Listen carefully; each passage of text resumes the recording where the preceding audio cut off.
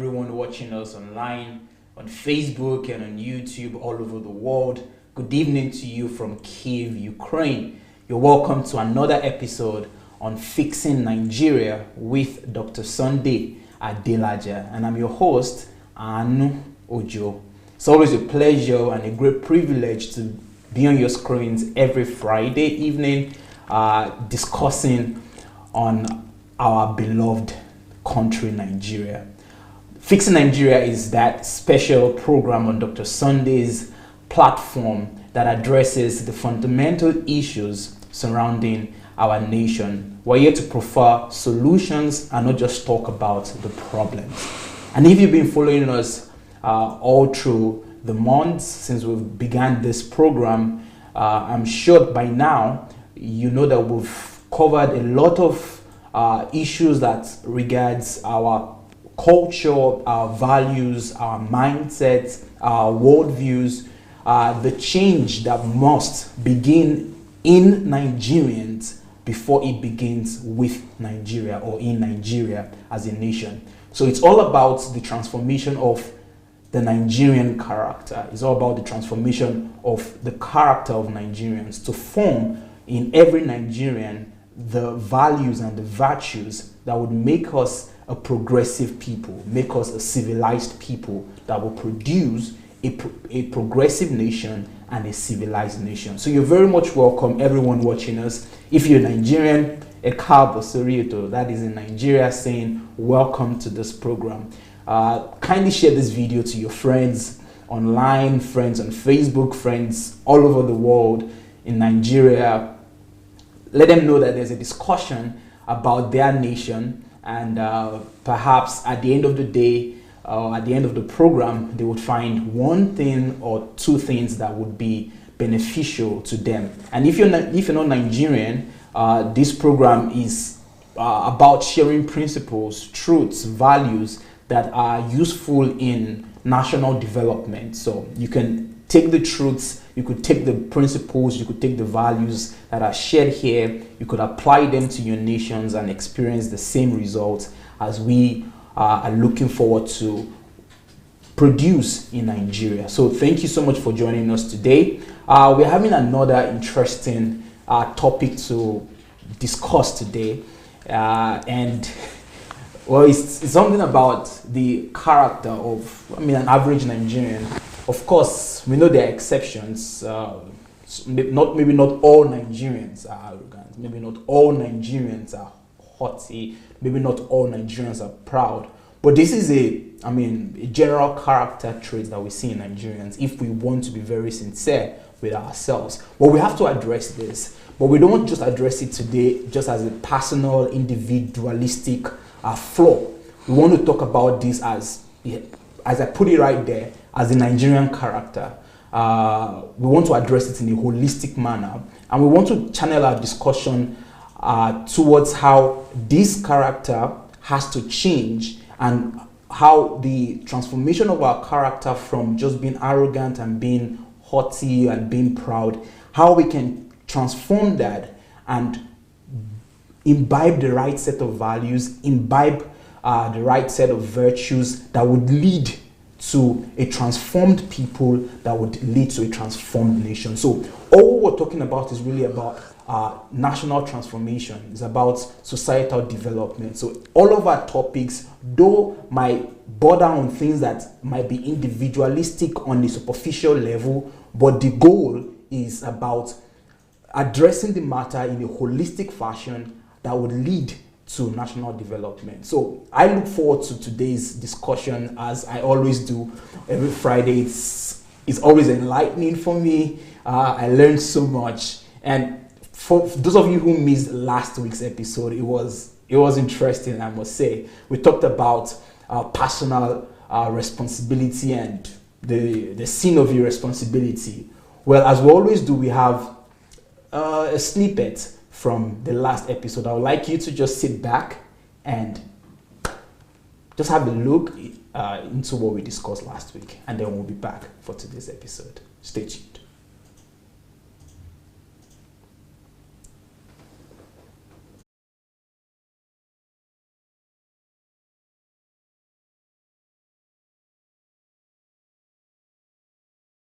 how did you come to that awareness that irresponsibility is a sin? How did you come to that point where you where you are able to see irresponsibility as a sin that even moved you to writing a whole book on that whole idea? How did I come across it? By reading the Bible. Okay, because if you're saying by reading the Bible, then I read my Bible and those pastors read the same Bible too. No, you don't read the Bible. Why do you say I don't read the Bible? You don't read the Bible by yourself and for yourself.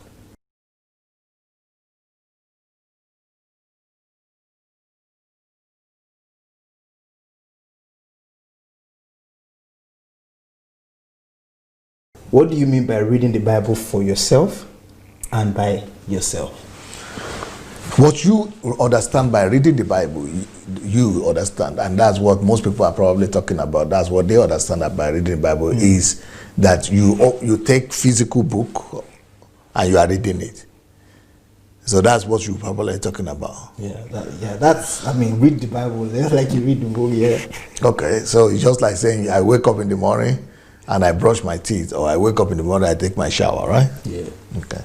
But that's not what I meant by that. What I mean is that the exercise of physically open Bible and reading it doesn't necessarily equal to you reading the Bible. Okay. Yeah, I'm all ears, Pastor. So for you to read the Bible for yourself and by yourself, it will mean that you are reading the Bible by yourself. It's not because you are reading as a religious prescription. So, but when the way you are talking to me that you wake up in the morning and you read the Bible, that means that you are not reading by yourself. You are reading it as a culture that has been added over to you, as a religious practice, as something that you do every day. But you are not reading it by yourself.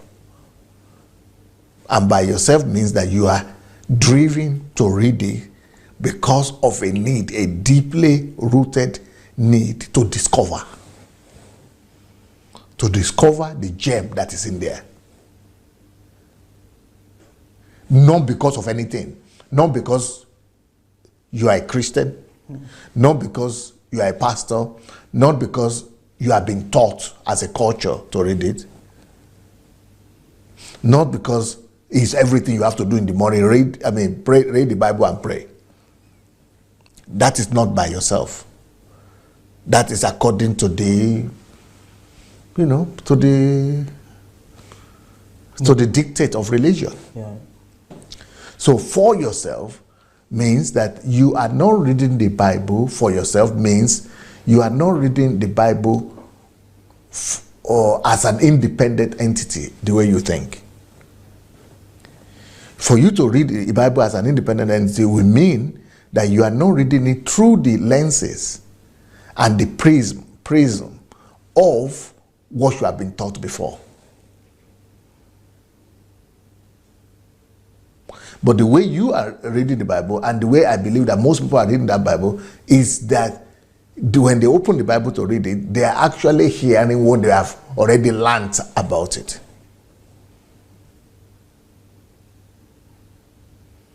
So any thought that is against the status quo of the understanding they already have been taught, they themselves will not even allow themselves to go there. Because it's like a blasphemy. They're afraid of blasphemy. So everything you are reading is only according to what you already had or you've been taught. So, but for me, it's different because I am reading it because I was never a church member. I was only born again 6 months, and later on I left Africa and church. I never had the church again. Came to Russia, and Russia there was no church. So I didn't have any of that, inspiration like you had. But to read the Bible because of the way you've been taught, or to read it because somebody is requiring you as a to read it. So my motivation are totally different. So I'm reading it by myself and for myself.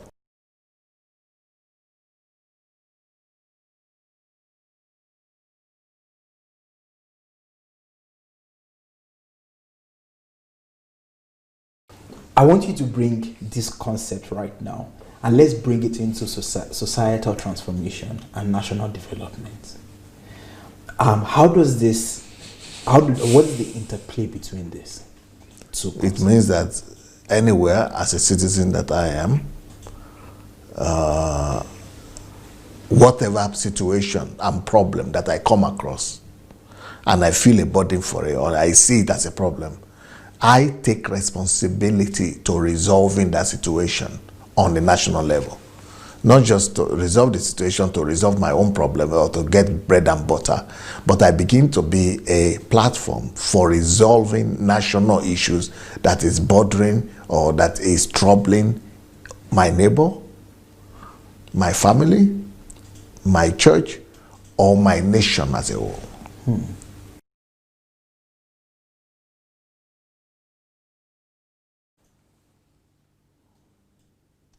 All right.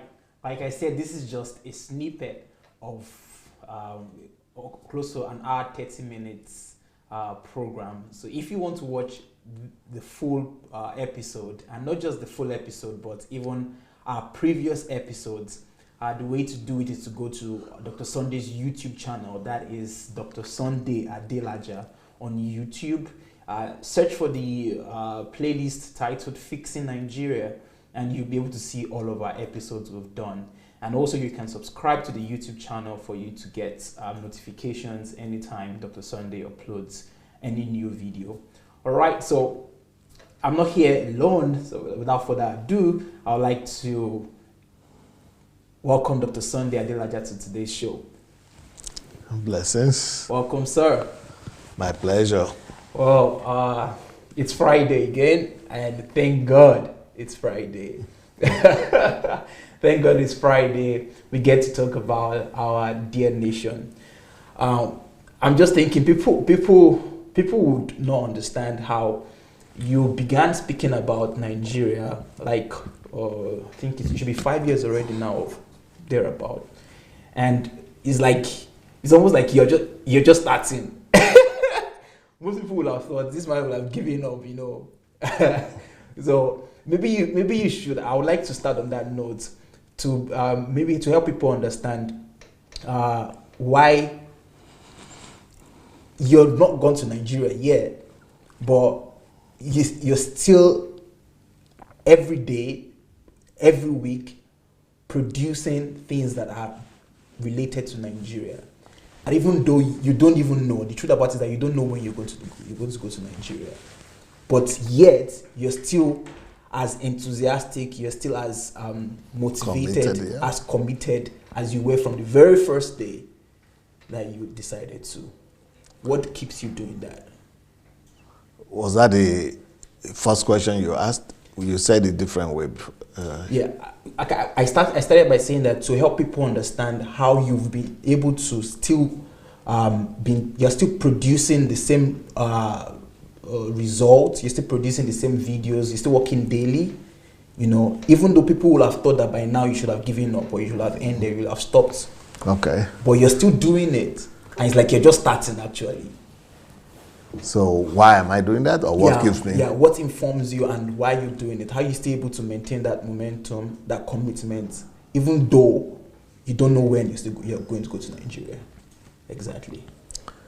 First of all, I started 4 years ago. Okay, yeah, 4 years. And the earlier years, the first 2 years, I was just talking about the church. Maybe the first 3 years. It's only last year that I started really talking about socio-political issues. So, but I've been prepared. Why I am as committed and as focused is because I've been prepared to do what I'm doing. And this is the difference between what a lot of Nigerians do and what I do. A lot of Nigerians are used to emotional reactions, sentiments. Something happened, they just come and begin to talk for 5 minutes or 10 minutes in the video, and that's all. The situation goes away, they also disappear. But my own is systematic and systemic approach to resolving problems. I am busy building alternative systems that will be capable of confronting the failed systems that are there in the country. So what I'm doing actually is not just coming out to talk. What I'm doing is that I'm formulating hypotheses that I'm using, that I'm applying. And I'm also raising up a new generation of people. I am creating a following, but more than that, I'm creating advocates of truth and followers of love. I am creating a new set of citizens, a new set of people, a new set of Nigerians. By the time I have the mass, what do you call it, the critical mass, or enough presence on the ground, I think it will be then that God will release me to go. But before then, there must be the preparation of changing the mindset and the value system of at least a small segment of the society that will understand this vision and will stand by it, so that when I now come, they will be ready to hold my hands, and together we'll be ready to invade the nation in a more purposeful manner. So why am I not giving up? Why am I not stopping? Because I know what I'm doing, and I know what I'm pursuing, and I know the result to expect. I'm not even feeling that I've started, talk less of giving up. And also because I know that I have a calling to do it. I know that God is behind me, and I know that it's my mission and my calling. So I have the energy and the grace and the I have the enthusiasm to do it. So I'm enjoying the process. Awesome. Well, thank you so much for taking your time to explain that. I remember when you started talking about the church, and 2 years you were just all about church and church transformation. And I think there's something wrong. Okay.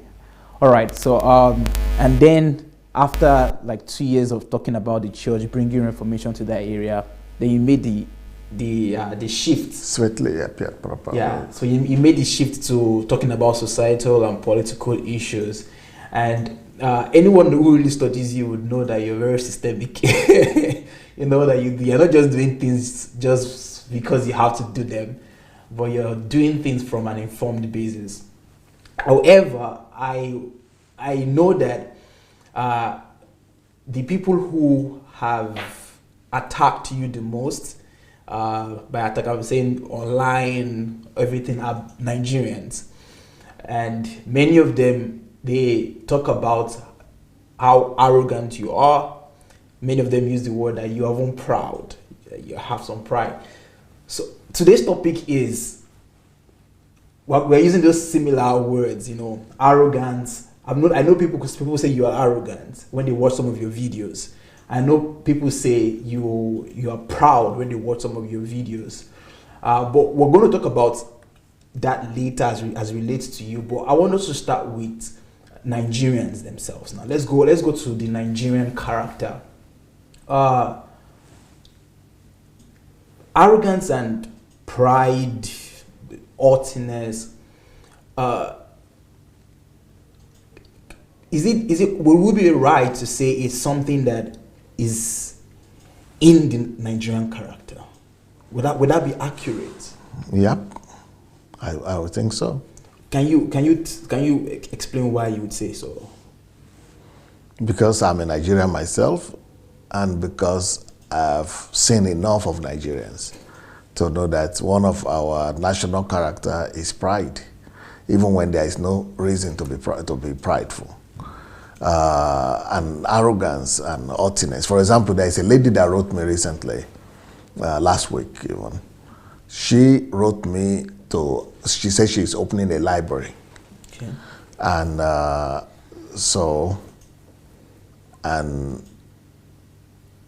that she needs books. Okay. And so since she needs books, she would like to ask me to donate some of my books to her library so that she could do the project that she was planning to do. Good job, fair enough. But I had just concluded an arrangement to make all my books available for Nigerians and for people from all over the world, especially in the African continent, but for Nigerians mainly, to be able to read my books virtually for free. So pretty much like the Kindle Unlimited, the way people all over the world are able to read Kindle Unlimited for free. The same thing. So there is somebody that had bamboo books, or bambooks is like bamboo, but it's like bambooks. So that bambooks had told me about the vision and had given them permission for over 100 of my books, so that people who don't have money could just become like, just like you become a member of a library. Or you have, what do you call it? We'll call it a subscription, yes. You have subscription for library. So you just need to have subscription, and then you can have access to all the books, not just my books, but over 1,000 books by other people. So I said, oh, so you need to do a library. There is already a vision like that. And please, this is the telephone number of this person that is in charge of this bamboo. And this is the site also. You can go there. And all your people will be able to read all my books for free. The lady came back to me and said she has never been insulted like that in her life. That she even regrets, asking me. What was the insult? That she asked me for books, she didn't ask me for link. That's hilarious. Nigerians. Pride. So I'm regretting that I even asked you. I feel bad about myself that nobody has ever humiliated me. Pride. You are the one who needed help. I'm giving you the same help, not the same way you wanted me to do it, but in the way that I think will be more beneficial, or the way I can afford it. At least it's me you are asking for help. So I'm giving it to you the way I can afford it. She came back and then she wrote me back and said, Mr. Adelaja. So I said, so what's the problem? I didn't even see that as a problem. Then in the letter, she said, the reason she's addressing me as Mr. Adelaja instead of Dr. Adelaja is, and to me, there is no, you don't even need to address me as anything. You can even just, people are just calling me DSA. I don't even care. So she said, because in my letter to her, which I wrote myself, because I didn't want to give it to the secretary, I didn't even notice that she had signed her own letter as Dr. something, Dr. Mrs. something.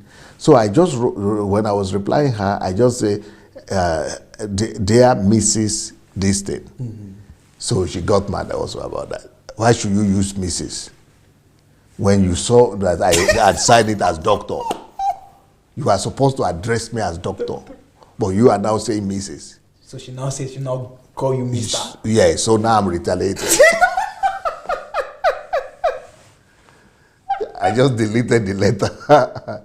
If I didn't even read the letter to the end, I just deleted it. I just say, wow, child's play. Wow, yeah, that is real arrogance. And I've seen a lot of things like that. Okay, maybe some of you heard about my situation with some of my disciples, where some of them said I'm using people and then dumping them, and that. So there is one of them that was talking about TB Joshua. I gave her a platform. Nobody knew about her. Or if there was people who knew about her, very few. She was nobody. I used to send money to her in Nigeria because I know that she had left that cult and she needed to be supported. So I was sending money to her. Okay. Then later on, she wrote the book, so I gave her the platform. Instead of inviting other people, I was inviting her every month, unfailingly. And she thought that thing is free, the platform and things like that. So then later on, she needed she wanted some more help. So I said, okay, I will give you when I couldn't make it this time, but I will do it next time. Problem. She started writing me and said, you have disappointed me. False. I said, yeah, I couldn't make it this month. It's like I have, I also have issues. I also have, because I was having my lawsuits here and I'm still having it, that At that point when I promised her, the lawsuit had stopped, but then there was an appeal. So it went back to court. So I had my something locked up, my money locked up. But I didn't need to explain that to her. I just said, I don't, but I even explained to her. She said, now you disappointed me, and it is not now the second month is going. I said, I don't even know when the thing will end. Even me, I don't have access to what I would like to. Problem. The next thing I saw a banner on her page. She was saying, people who promise you that they will do something and then they don't do it, they just want to be good. They are not good though. It's just the fact that they are saying they are not good. It's only after they have done it that they are good. And then all kind of banners like that. I said, finito. Another one said I should go and give money to her girlfriend that she had impregnated and done abortion for. I didn't do it. It's a problem. So why are you? Why should you? I don't know. Why are you angry because somebody said he was going to do something and he couldn't make it? He didn't do it. You are trying to let him understand you by helping you. Yeah. But you should also understand him when he is not in his position to do it. But people get angry. And then they begin, I think that's part of haughtiness and arrogance. So a lot of situations like that. A whole lot of situations like that. There is another one, Ayilara or something they call him. I gave him a platform. That video went viral. He became somebody. The next thing you see is that he wanted to come back next time, the second time. But the person who had invited him, who had introduced him to me said, don't invite him, that guy is having a problem. So I told him that the people who brought you to me said I shouldn't. Oh, why is it that you didn't invite me the second time? I said, is it on my platform? In your platform, in your father's house? Is it on my platform? I have the right to invite you or not to invite you. That's how they went on airline and video and Facebook and started doing programs and angry. And those kind of anger, they are not justified. They are based on arrogance and haughtiness. So I've come across it many times. Yes. Let's talk about the root cause. What is it? What is the reason behind this character flaw? It's easy, very simple to know. It's a byproduct of our society, of our larger society. Our society is a society of big men. Our society is a society of larger than life and big taste and big sizes. Yeah. So any person that you see in Nigeria that commands any form of respect is a big man. Either he's a politician or he's a businessman or, everybody wants to be a big man. And even the ones who are not big, they are still dreaming of becoming big like that. Yeah. Yeah, so it is from that position. That is number one. Okay. Number two, a lot of Nigerians tend to think that they would rather be proud because they have been taught it's because of home bringing. Okay. The home bringing tells them that you might not have money, but you should keep your pride. Something like that. I think there's a statement like that. You might not have money, but you have to keep your pride. So, for example, somebody who is asking for help, and I say, okay, let me give you some work to do. You want the money? I'll give you the money, but something. You say, if you don't want to help me, and if you say you don't want to help me, don't come and use me. So because I now ask for help, now you are now saying I should go and do something that is below me. If not for this problem, if not for this situation, I wouldn't have even been asking you for this help anyway. And but because if not for situations. That's a Nigerian. That's a Nigerian. That's what they're telling me. If not for situations. Condition of life. If not for condition of life. So see, are you not the one who say you need this problem? You need this money. You came to ask for help. So I must give you for free and just go, don't do anything for him. I can do that, but now that I also need help, or I need you to help me do something, you will not do it. So there is somebody that you know that I love so much, who was one of my favorite disciples. The lady had written me because of Mayowa and things like that. I should do something to caution Mayowa. I didn't caution. I was supposed to spend my money or to send her things from here back to her at home. Because I didn't do and I didn't respond the way she wanted me to respond to her request. So the things that I had committed to do for her, I said, okay, give me the address. I will ship your stuff to you. She said, no, it's not necessary again. Don't worry. No need. So she would not take the help again. Pride. Wow. Those things are a lot with our people. Wow. So the society has that impact on the people, then the home bringing. The home bringing, yes. Is there any other reason behind it? Yes, another reason could be the culture. Okay. In a lot of our cultures, some people believe that they are royals, or they are princes, or I am the child of this. I come from this royal family, or my father is this, or my mother is this, or I am this and this. So that culture, and especially in Yoruba land, I think they have it in other culture too. Yeah.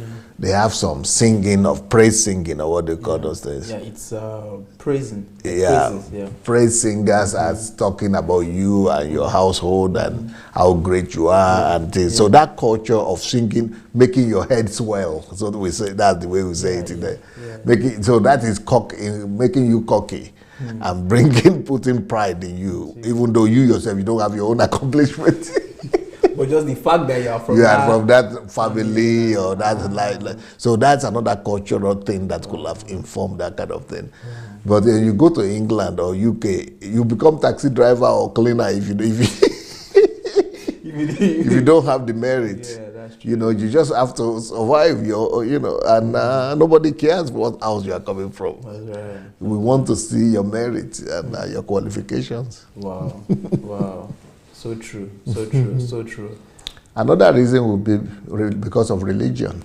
Okay. How? Oh, because, a lot of people who have become Christians these days, charismatic Pentecostal Christians, they have been taught to claim and name and claim. Okay. So in their, they will call their relatives abroad and say, God told me that you should help me, or I want to do this thing. Please, I prayed about it, and God has led me to ask you that you are the one, you are my destiny helper. You are the one that you should help me. So can you please help me? If you now begin to ask questions, they will get angry. You begin to ask questions. So can you write? I have one relative now that has written me because he has a project that he wants to sponsor. He wants money for it. So I said, okay, go and write the thing down now. So the person wrote the thing, and I said, this one is not business plan. No. Go and I can't see the profitability here and everything. It's a problem. Even my own village now came to me and said they want to do renovation about something there and all that. So I said, okay, how much do you people already have? Tell me how much you already gather from the whole sons and daughters of the village and from the village itself. How much have you gathered? So that I will now tip it. I will top it for you. They said, we don't have even 1 naira. I said, okay, go and gather 1 naira, at least 1 naira, gather, and then come back is the problem. Yeah. You don't want to help. It's something. But I said, but you said you are giving 1.8 million to the headquarters. Every year, or is it every year, or every quarter, they must give, or every month, they must give some amount to the headquarters of their church.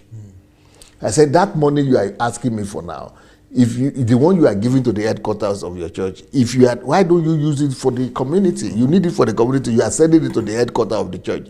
Don't you know that your church is already rich? Yeah.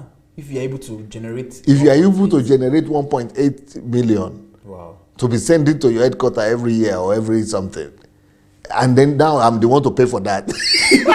I'm not even a member of your house, of your denomination. I didn't even do, So the thing that you are collecting, all your something, you are sending it to some headquarters somewhere, and now I have to pay for that. That's what I wrote for them. Wow. They don't expect me to be so head-on, straight like that. They thought I should be telling them stories and not, no. Wow. Interesting. So all of these factors has led to the pride and the arrogance of Nigerians. Yes. Let's talk about the negative effects of this character to our nation and its progress. How does this character affect our nation negatively? The negative effect of pride. Of pride and arrogance. And arrogance. Okay, number one, the Bible says that pride leads to downfall. That's right. So that is already negative effect. The people or a people that is arrogant or naughty, prideful, will always experience downfall. Sure. Either it is economic downfall, political downfall, social downfall, disgrace and shame will always trail them. So that's a major problem, but that is spiritual. But apart from that, those kind of people who are full of themselves like that, who are haughty and arrogant, they will lack the necessary skills and wisdom to operate. Yeah, how? Yeah, because when you are proudful, it means you are full of yourself. And whenever anybody is full of himself, he's not humble enough to go and learn. And he might not even be humble enough to admit that he doesn't know. Most people who are proud think they already know. You try to talk to Nigerians about something. Even all the videos I do now, somebody will come from nowhere, he will be sitting in his room. He has not attained anything. He has not done anything with his life. His life has not proved any result. There is no product to prove that he is somebody that has attained anything at all. They will be coming to abuse me here. They will be calling to call me names. Anything I talk about, people will be coming to challenge me. But they don't even know what I'm talking about. Because people who are naughty and people who are proudful, they think they already know. They think what they know is the ultimate. And they think that there cannot be anything they could learn from another person. So as a result of that, they can never have excellence. As a result of that, they can never be competitive. As a result of that, they will never have enough industry, enough enterprise. They will not have enough expertise. They will always, be beaten and be defeated by people who are humble enough to learn. So that is another, disadvantage of being arrogant and proudful. So there are other consequences. There are other, backlash to it. Like people who are proudful, they will not be giving help. Other people will know that they need help, and other people have the help that they need. But since you are so full of yourself, people will just pass you by. Yeah. Then other people will laugh at you because other people are seeing your nakedness, but you are the one who is not seeing it. So other people are going to be laughing at you. Become a laughing stock. You become a laughing stock. Mm-hmm. And some of these things that I'm talking about, maybe even all of them, are now visible with our people. Mm-hmm. And then another disadvantage of it is that proud free people are what do you call it? They are people who have the tendency to start conflict, to be, what do you call it, troublesome. They are always involved in one form of conflict or the other. Mm-hmm. Mm-hmm. They have the propensity to fight, propensity to disagree and to have conflict with people. They don't maintain peace. And another problem with being arrogant is that they will have a lot of oppressed people. Because people who are successful, who are arrogant, they oppress other people. They want to be better than other people. So they have a lot of oppressed people. And that means they will also have a lot of people who are unsatisfied. And that will definitely lead to a lot of trouble in the palace.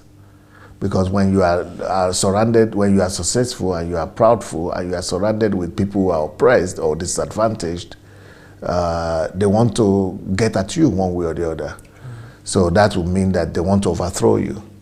They want to get at you. They want to retaliate. They want to find a way to harm you. And that's why in such country, there will be a lot of crimes. There will be a lot of crimes. There will be a lot of criminals. Because those other people that have been oppressed, they want to get at those people who are proudful one way or the other. So that's why drivers will arrange for their mistresses or their madams or their landlords to be kidnapped or to be robbed. House ladies or house girls will arrange for the people to be poisoned. They will arrange armed robbers or kidnappers to come and demand money because arrogance of the rich has not allowed them to come down to the level of those people to resolve their problems or to see to their situation. So a lot of consequences, evil consequences that that follow arrogance. Wow. Both on individual level and on national level. Wow, awesome. Let me speak to our viewers before I ask the next question. Well, dear viewers, I hope you're learning as much as I am learning right here. I just want to talk about some of the books that are on your screens that you could get for free if you are a subscriber on Amazon Kindle Unlimited. The very first book, as you can see, is titled I Am a Person, Am I a Personality? Well, this book details the values and the virtues that you need to develop in yourself to become a personality. And for sure, I can tell you that pride is not one of them. Arrogance is not one of them. Being haughty is not one of them.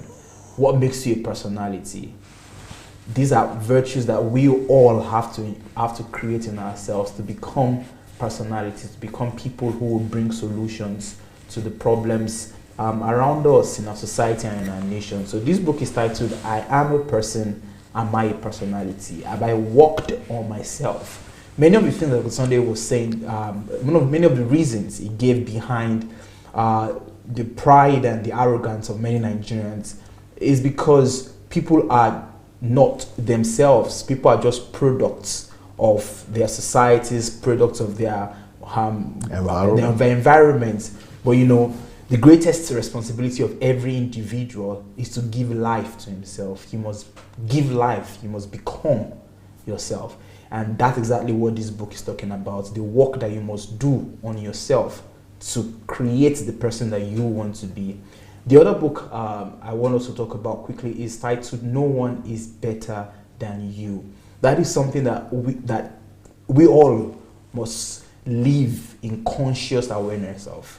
That, hey, no one is better than you, which means that you are not better than anybody, or even people, irrespective of who they are not better than you. This book details all the truths and the knowledge that you need to know that if there's anyone you think that is better than you, why do you think they're better than you? What have they done that has made them produce that kind of result? And how can you also work on yourself, create yourself, build yourself into who you want to be? So these books are available for free if you subscribe to Amazon Kindle Unlimited. And also if you are in Nigeria and you want to order this book to have them as a hard copy, you can order for them on dsabooksplanet.com. dsabooksplanet.com. And we're going to continue right now with the questions. If you've not shared this video, I'd like to encourage you to please share it to your friends, your family members, and I will be asking Dr. Sunday another question right now. Dr. Sunday, most Nigerians are not research and discovery oriented. Most Nigerians don't seek for knowledge. So ignorance is the order of the day. But then the thing the irony of the whole matter is, it's like the more ignorant people are, the more arrogant they are. I don't know if you've noticed it. Yep. That's why I wanted to say, why is it you don't have the book Mountain of Ignorance? Yeah, that's the book that has to be there, Mountain of Ignorance. Yeah, because I've noticed that to myself, that people who are really ignorant are the most arrogant. Yes. Why? Why is it like that, Pastor? Because they don't know. It's very clear why. Why? Because people who are ignorant, they think they know. That's the evidence of people who are ignorant, because they don't know what they don't know. And because they don't know that they don't know, they behave as if they do know something. Because they are so sure and confident of what they lead to they know. Wow. I've seen that a lot of times, and I won't see it coming to you as an individual. But then, like I started the program with that, I say many people have described you as arrogant. Many people have said Sunday Adelaja is arrogant, is one proud person. They've called you all of these names, and I believe, or they may have their reasons, but oftentimes it is related to what you say about yourself. How you say that I know who I am, I know what I've done. Go check my do it, or you say something like, I will come and transform Nigeria. I will change Nigeria. I will change Nigeria. I will do this. Fix Nigeria. I will fix Nigeria. I will replace Nigeria. And many other reasons that they might have are describing you as arrogant. What would be your response to that personally? People who, for whatever reason they see, especially with the ones that we just mentioned, they term you as arrogant. Yep. Well, I think that is because of the aspect of my life that they see. That is the aspect of my life that they see. They see me, or maybe on video, television, YouTube, talking like that. So I can understand where they're coming from. But on the other hand, they also need to know me on personal level for them to really be able to make better judgment. Because what they are saying when I say I will do this, I'm actually paving a way. I am acting, first of all, I'm acting in my office as a deliverer and as a reformer. I'm acting in my office as a national strategist, national transformation strategist. I'm also acting in my office as an apostle. I'm acting in my office as representative of God at that moment. So when I'm talking about what I'm going to do regarding Nigeria and things like that, I am also showing an example of how every citizen should take responsibility of his nation, of his land upon himself, and not try to blame the government or try to point it to the government. And also, I also want to show people that and lead people by example that I am ready to do it. Okay, you too. Is the way to do it. You can take responsibility for one thing or the other. So that is when I come across as cocky or arrogant or not haughty. So that I can understand the people who know me only from that perspective. You can understand them because that's what they see, that's what they have seen, that's what they know. But before you could really judge righteously, you need to go beyond just one aspect of me. You need to look at different aspects, and even if you don't have opportunity to meet me in person, there are still other videos out there that will be able to reveal to you different dimensions of Pastor Sunday, that will be able to give you a balance and a more truthful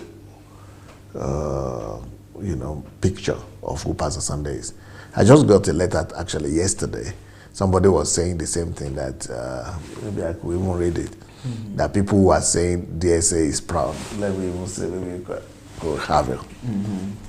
Yeah. Okay, while you said, let me just talk to our viewers, those who are interested in contributing to today's show. If you're watching us on YouTube or on Facebook and you'd like to contribute to today's discussion, the way to do that is to search for Olena, right? What's using Olena?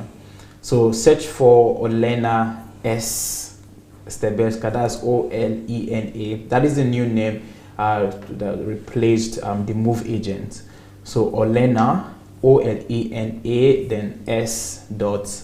Stebelska. So search for it and then write to us that you like to contribute. It's the same account as Move Agent. So if you have been calling through Move Agent, you'll be able to see your previous communication there. And we'll be happy to receive you. All right, Dr. Sunday. Yes. I don't know if you're ready. The first paragraph here. Okay. Can you read it yourself so that somebody just wrote that today? Okay. Actually, I thought it was yesterday. All right. So, dear Pastor Sunday, I'm really humbled at your responses to every of my emails. People that are saying DSA is proud and arrogant, okay, have no idea. It's as if this person knew the topic that you are. Yeah. So people that are saying DSA is proud and arrogant have no idea what they are talking about. I still remember the first response I received from you.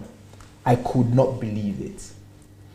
Unlike in Nigeria, where successful people seem unreachable and untouchable, sir, I do not take your humility for granted. You see?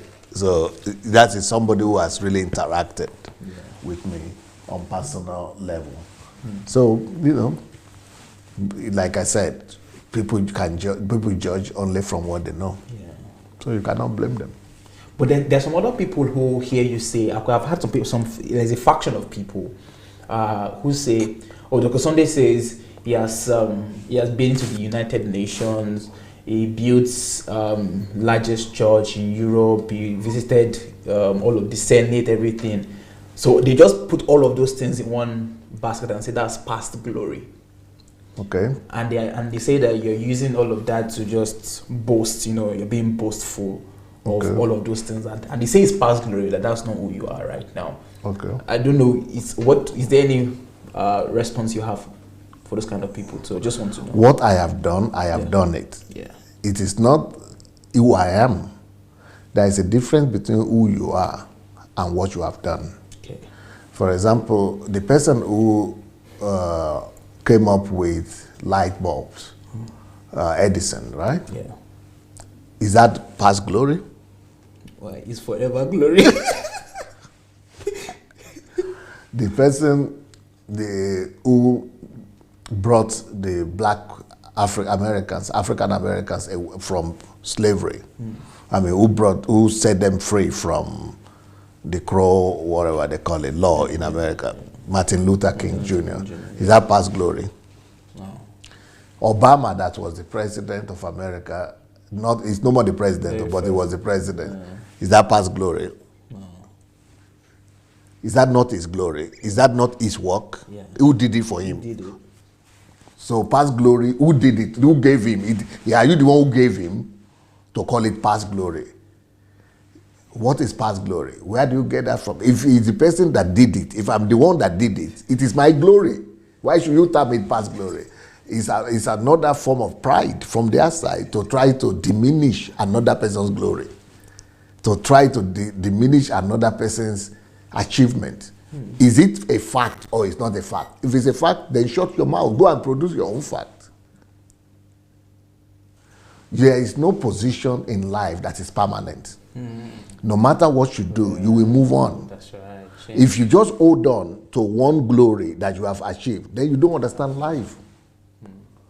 I'm a pastor in Ukraine. It's one of the biggest churches that has ever been built in the history of Europe.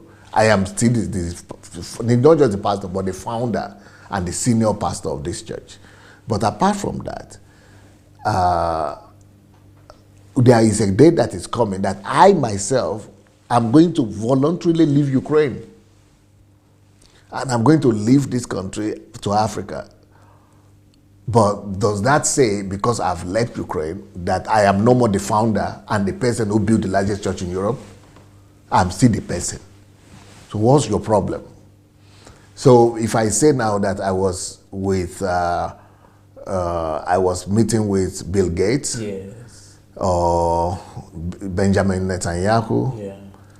Bill Clinton, I didn't say I am meeting with them. I said I was meeting with them. Is that not my history? It's part of my biography.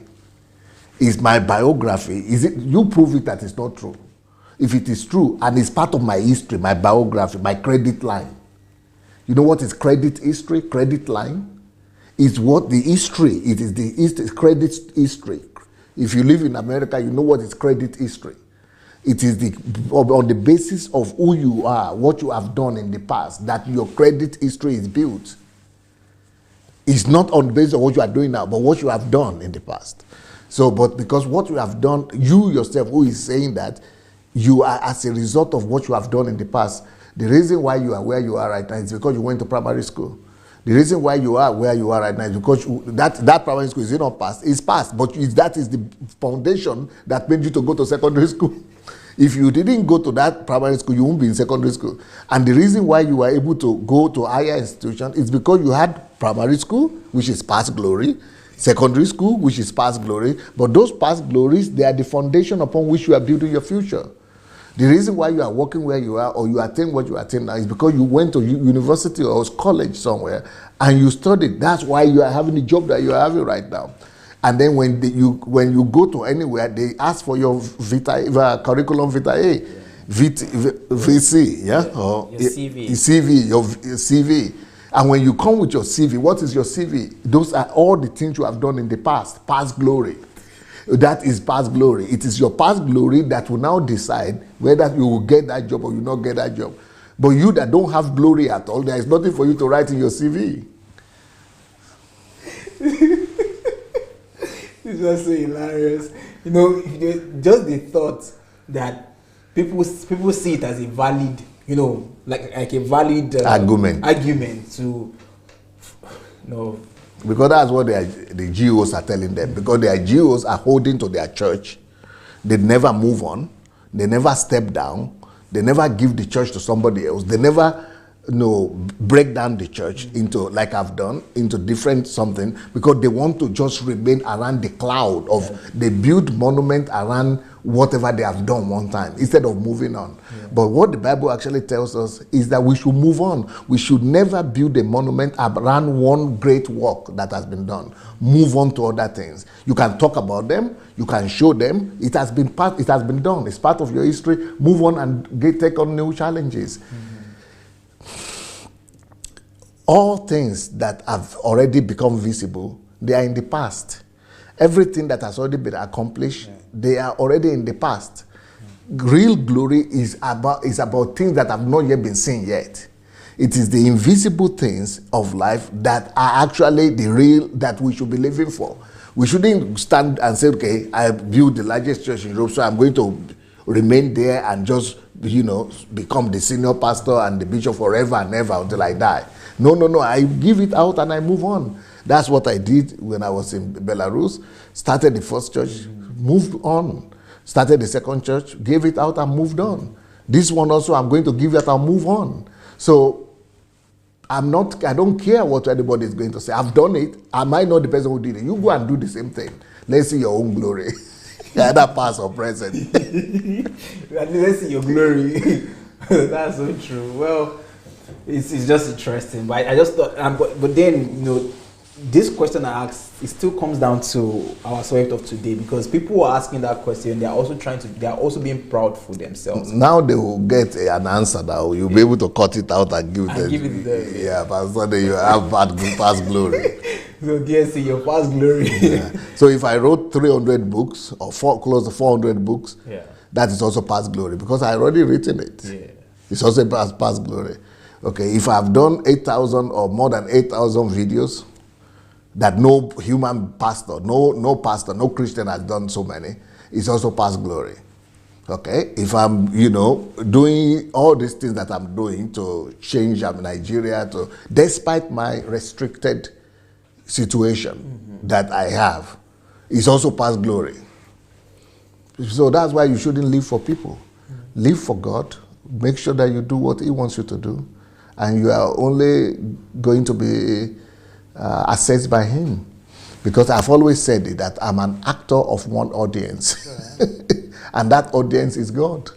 And all the rest of the people, I care less for what they think, because it doesn't matter it doesn't matter how many people are against you or not for you when that one audience is for you. That's right. If he alone is for you, it doesn't matter who is against you. But if he's not for you, it doesn't matter how many people are supporting you. So in my own case, I don't care what people are saying as long as heaven is commending what I'm doing. That's so true. It brings to my mind the words of the Mother Teresa. I sometimes when I want to encourage myself, I go back to our words. I was trying to find it while we were speaking. Yeah, people. Yeah. I mean, people will be people, and our conclusion is what really gets to me, where she says that it's not between you. It's not between you and them. People, yeah. It's not between you and people, but it's between you and God. But when people tell me about when people raise up the issue of your past glory, I just tell people, okay, if it's past glory, at least there's glory there. The people who are talking, where is the glory in their own life? Their past, present, and future. Let's see it. At least if it's even past glory, okay, at least there's a glory. So you are talking, at least don't even see your own current glory. That is not your past glory, But it's just part of the arrogance and the pride and the haughtiness of people. But then moving forward though, what I want us to talk about next as regards this subject of pride is how we can help Nigerians and help our people to overcome this character flaw, to overcome this pride and haughty nature and arrogance. What are the practical steps?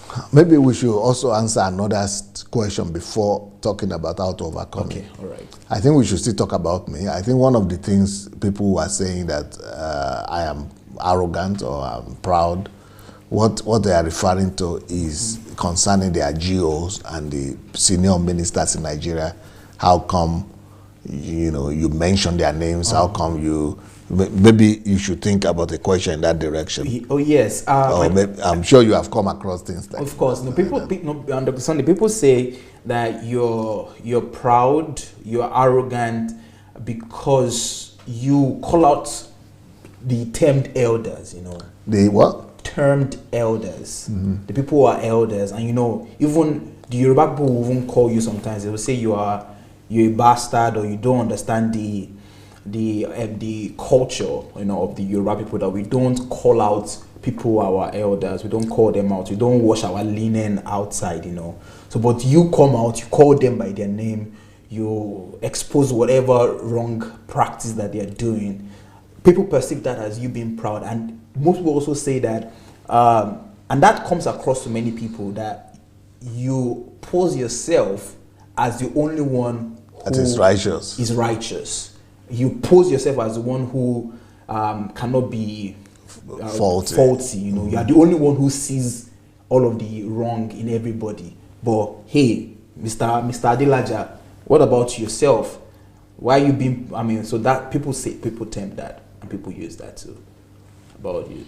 Okay, so of course, calling out the names and the practices, the doctrines, and the wrong practices, wrong patterns of ministry in Nigeria, and mentioning the names of people who are involved in those things. Of course, that is one of the things that has earned me the talk or the accusation that I'm proud and arrogant. But for me, it's not about being proud and arrogant. It's about doing my job. I'm doing my job. The Bible says in the 1 Corinthians chapter 29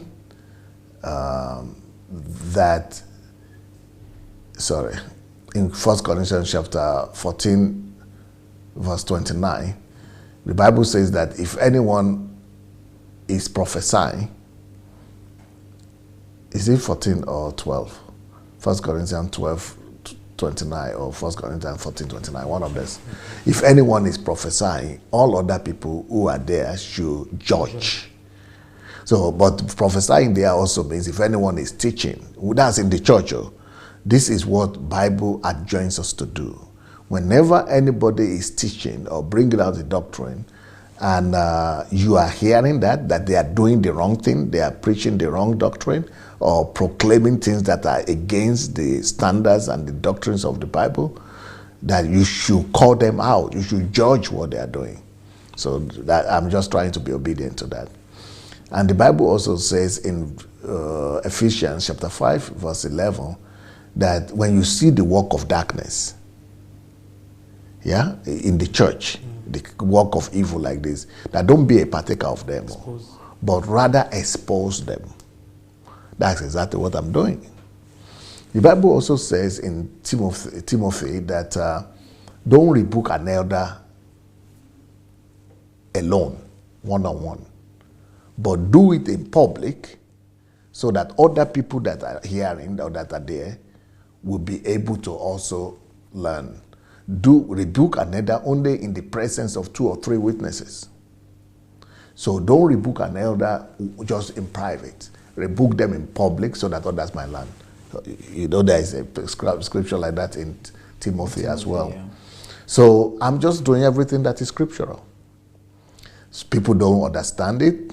Well, I give them the credit for it because everybody can only act by what they know. That's what they know. So they're acting out what they know. So you cannot blame them for that. That's just where their own knowledge is, where their own knowledge stops. But I'm also acting by what I know. I know as much. So I'm going to be blamed if I don't do as much as I know. So what I'm doing with the people that I see and I've proven that are doing things that are destroying the body of Christ and the name of Christ and the Church of Christ in Nigeria and Africa, is I'm just following the example of Jesus, because that's exactly what Jesus did. Jesus called out the Pharisees, the scribes. Jesus called out people and called them names that are harsher than what the names that I have used. I'm doing exactly what Paul did with Peter when he called him out. So I'm just trying to do the things without fear of eyes and face. But most people who know the same truth that I know, they are just under the fear of intimidation and fear of what people will say and fear of tradition and culture, not under biblical instruction and injunction. They are mostly afraid of what will happen to them, what they will have to lose, and the public opinion. But unfortunately, I've been prepared adequately by God to do what I'm doing. So my own preparation is not allowing me to behave like other people. And I would not allow people who know less or people who are less informed to dictate my action, even though I've been better prepared and better informed. So I will rather do what is in line with my conscience and with the Bible. And on this I stand, no going back. Can do no that. So help me God. Help me God. Awesome. Well, I want you to talk about... So if that is going to be seen and regarded as arrogance, yes, let it be. It's the arrogance of Jesus. If that is going to be seen as arrogance, let it be. It's the arrogance of Paul. If that is going to be seen as arrogance, let it be. It's the arrogance of Martin Luther, the reformer, that took on the Pope and the whole of the church, that worldwide church that was there, that was the Catholic Church that time. If that is regarded as arrogance, then let it be. It's the arrogance of John Hus. If that is regarded as arrogance, then let it be. It's the arrogance of Whitfield. It's the arrogance of the Wesley brothers. It's the arrogance of all the reformers that have lived before me.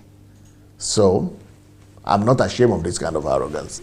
It's the arrogance of being on the side of God. Yeah, and you're in great company. I'm in a great company. Awesome. Good.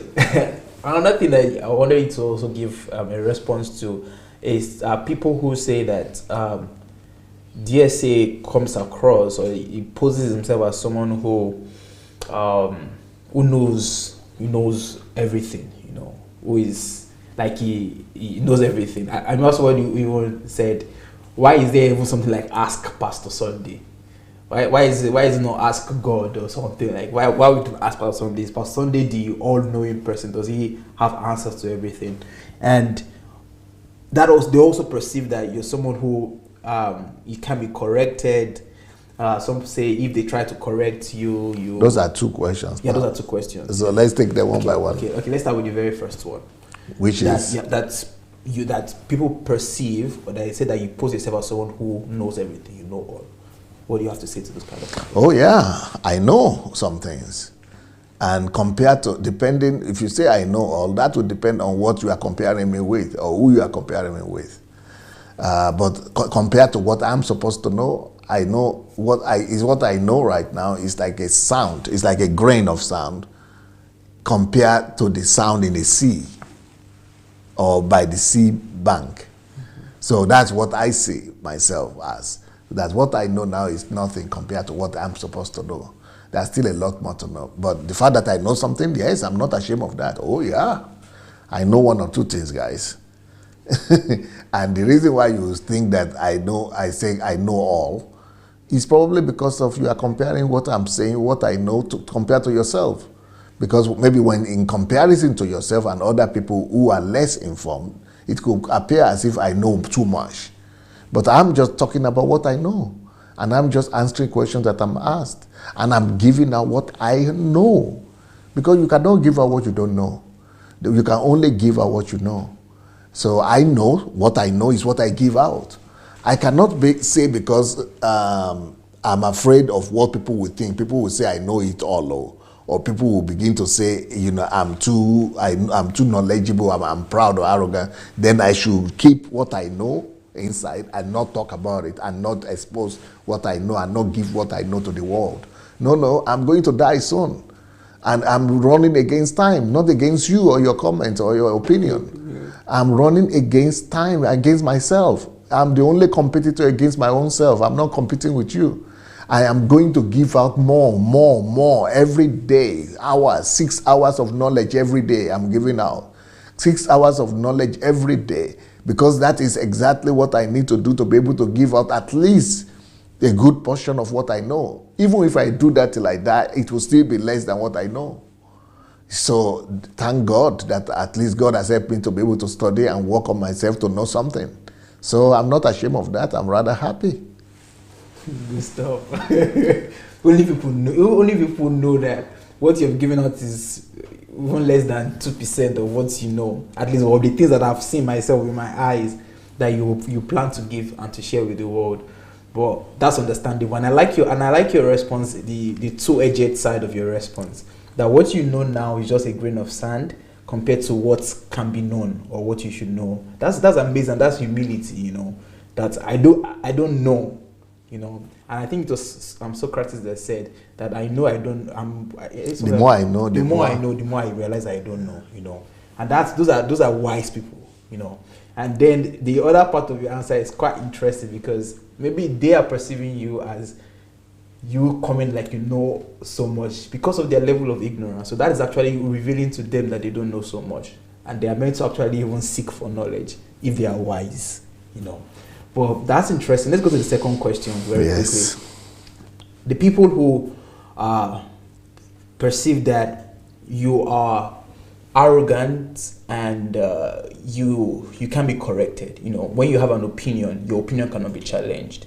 And anyone who tries to challenge your opinion, either you want to delete them or you want to get at them or something like that. So something along that line, that Adelaja is very arrogant. You cannot talk to him, you cannot correct him, you cannot tell him your opinion, things like that. Yeah, any person who says that just means that the person has not done his own work well.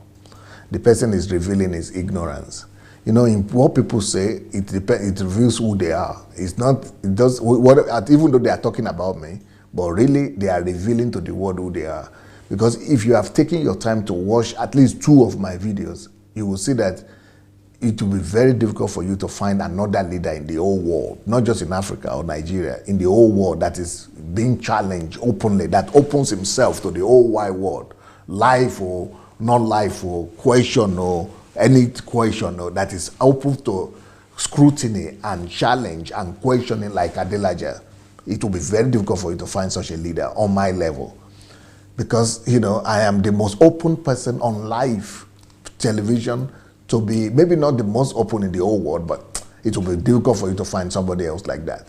So if I'm being challenged on live broadcast all over the world, and we are talking every day, almost every day, and we have thousands of videos like that, and then for you to then come to that conclusion, it just shows ignorance. It means that the person didn't do his own work. That's number one. Number two, again, it depends on where the person is coming from. Everybody is acting from their own worldview and from their own paradigm and from what they are being informed. So maybe from what the person is coming from, he got some information. Maybe he's exposed to one information where I deleted somebody or I rebuked somebody, but that is 0.000.1% of all the kind of tolerance that I have. I will sit here for 6 hours sometimes, 4 hours, 3 hours, just listening to some rubbish that people are talking about. And, I will not even respond to it, or I will be so tolerant. In fact, people who know me in real life, they will tell you that a more tolerant individual in their life they have never seen. If you see Pastor Sunday is intolerant and is arrogant and is intolerant, you cannot talk to him, you cannot correct to him, then you don't know me at all. Because even in my team, that is what I'm known for. I'm known for somebody that even if you don't want to talk, you have to talk and say your own opinion and challenge my opinion. That is the whole reason why I've been able to do what I've done. Because I allow people to challenge my opinion, to come up with their opinion, to argue their case. This is what I do all the time. Even in my program, I got another letter the other day that somebody was saying, you are so tolerant, it is even annoying to them. People who are watching, they are saying the way you are so tolerant and so patient, listening to all different calls, and people are saying something, and you just keep on tolerating. This is too. Even we that are sitting there at home are getting angry. So for you now to come and say the opposite, it just shows your darkness. It just shows that you didn't do your homework. Wow, interesting. Well, I want to hope that this is helping give some light. But I'm also not a vegetable. When there is need for me to be tough, I can be tough. I'm a leader. So, for example, there is one OJ or whatever they call him, who is doing video about me, digging out some nonsense, and I've promised him that he's going to go to jail. I've not forgotten that promise. And not only him, and some other people too, because when you are digging out lies and talking lies about somebody, you must be able to defend your word. Anyway, the reason why he got into trouble is because I stopped him. I had the guts. I have the guts to stop anybody that is doing rubbish. So that's what I did for him, because I'm a very powerful, strong personality too. So the fact that I'm humbling myself, I'm tolerating everybody, it's not because I'm weak, or it's not a sign of weakness. It's a sign of just somebody that has worked on himself and that is trying to just be humble and elevate other people and put himself in the place of other people, and or try to understand other people. So, but when somebody tries to take advantage of that, then they will see a strong personality who Pastor Sunday is. Well, yes. And it's just like Jesus, the Bible says he's a lion and a lamb. Yeah. So he's a lamb who will go to be slain, very patient, and then when he needs to be the lion to roar, is there. And I've seen both sides, and the truth about it is that the lion part of you, that roaring part, is very rare. And Dr. Sunday has one principle that and I've seen it. It's not just a principle. I've seen it even with me, myself, and every other person around. That if Dr. Sunday would correct you and be very hard on you, believe me, and even you yourself, you will know that Pastor has tolerated. Pastor, even you say Pastor has tried. Even the devil will even say, Sunday Adelaja has tried, because he will give you first opportunity We say no problem. We will not talk. Second, third, fourth, fifth, sixth, seventh. Going, and then when something happened recently, or maybe not recent, and it was an experiential knowledge for me to see that even what made Dr. Sunday like scold this person and be really, very firm and stern was not because of what Dr. Sunday is going to gain himself. It was because he was trying to rescue that person because of something that is awaiting the person in the future. And Dr. Sunday was saying that the reason why I'm scolding you right and I'm stern on you is because if I am not stern on you and I don't correct you strictly right now, it's about your tomorrow and your future. So I have to do it for you now for you to be saved. And people would think, okay, why is Dr. Sunday strict? But then when you explain the reason why you did that, I was like, wow, this is not because of what you have to even gain yourself. It's because you had tolerated this person for so long. You didn't keep quiet. You didn't talk. You just kept quiet. But even the reason why you're even speaking right now is not because of what you have to gain. It's because of that very same person whose future should not be jeopardized. And I think you rightly said it, that it just shows they're ignorant, that they don't know. If they know better, then maybe they would be able to speak better or say something better. But then I still have the question that I wanted to ask, but just another question, since today is a little bit to talk about Dr. Sunday and some of the responses of people. Let's talk about the part of people saying that, because I have had people say this about you, and I think it's because, of course, they don't know you and they've not come closer to you. But many people are of the opinion that Dr. Sunday, when he speaks and when he comes out and he's talking to people, some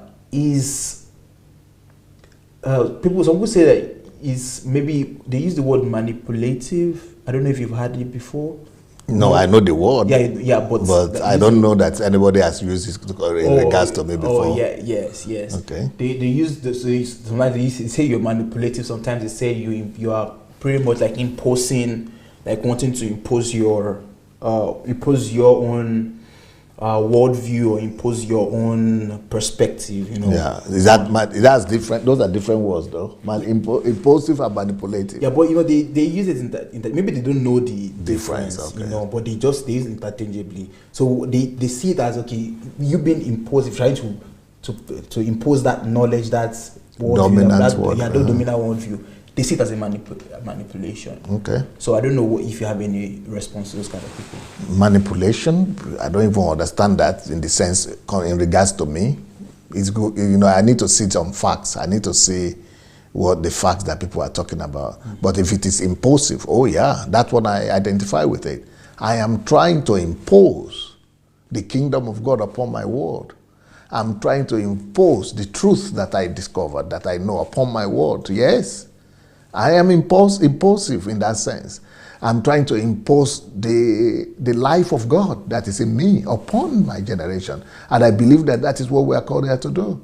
We are called here to bring the kingdom of God, the truth and the values of the kingdom of God, and impose it upon the earth. Oh yeah, I try. Anything I know, I come with all my energy and I say it with so much passion and boldness that the whole intention, they got it right, is to impose that knowledge upon the whole world.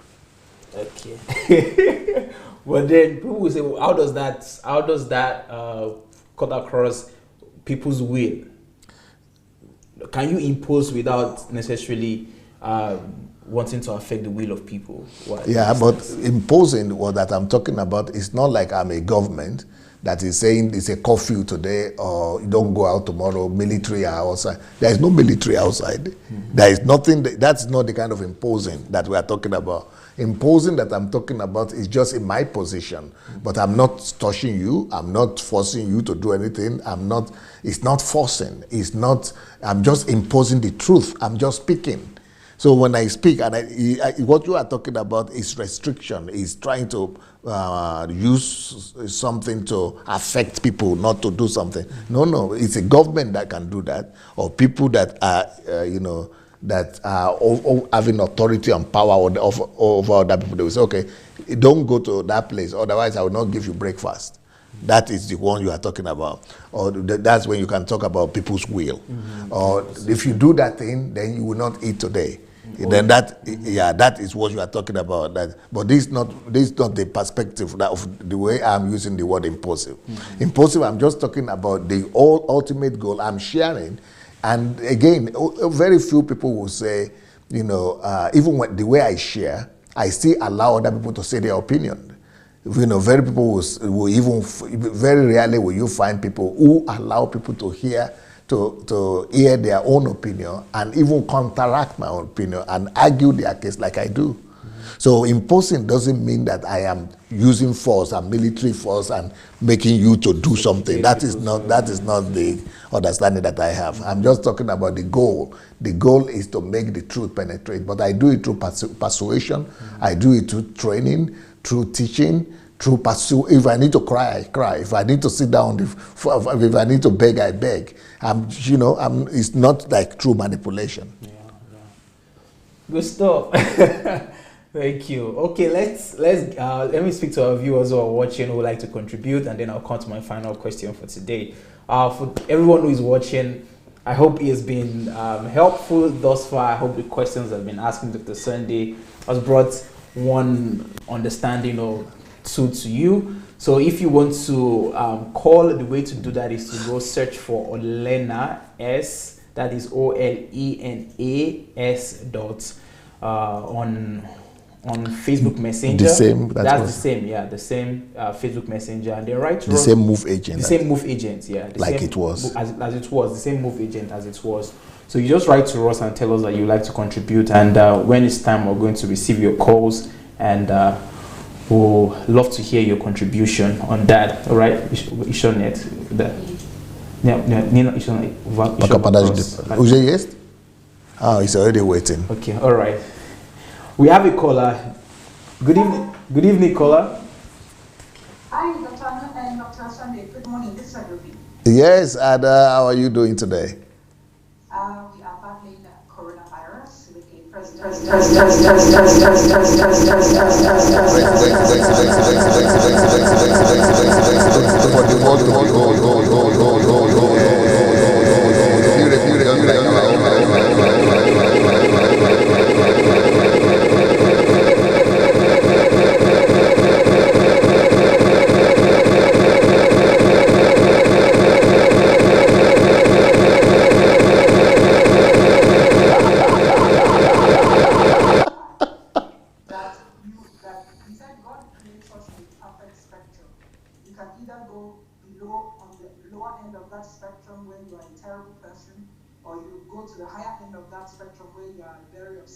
about excellence. Yeah. You can only be a better person on that spectrum. You can't go to another dimension. You can't become something else. So Trump has gotten better in the sense that he's listening to experts before he doesn't listen to experts.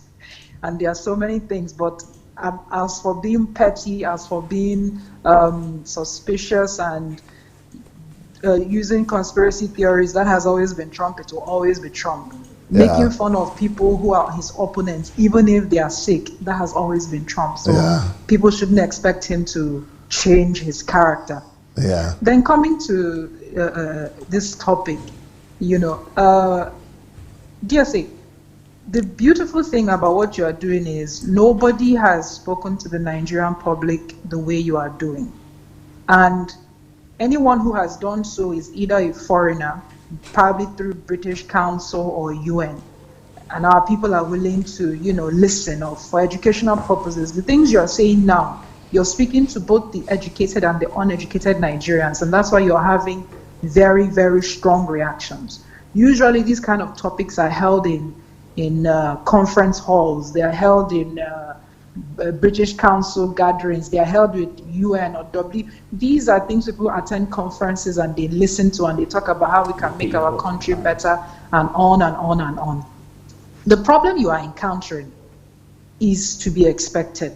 For one, DSA, the way we interpret our everyday life is the same way we interpret everything. How you see one thing is how you see everything. If our people listen to pastors without questioning, They listen to their local government councillors, their state government. They listen to the federal government without questioning. They listen to the police, they listen to the lawyer, they listen to the doctor without questioning. It's in the culture. I'm not even going to go into the traditional or cultural aspect of why we are so submissive. It's been ingrained in the culture. There's this psychology or this study that shows there's something called a negativity gene. I didn't know that existed. That means you will see things in a negative aspect if that gene is in you, if it's inherent in you. A lot of Nigerians, and another thing is, when you experience trauma through generation, even your children who didn't experience your trauma, they will exhibit the same trauma. Too many Nigerians. It's before you can remove the arrogance and haughtiness, education brings light.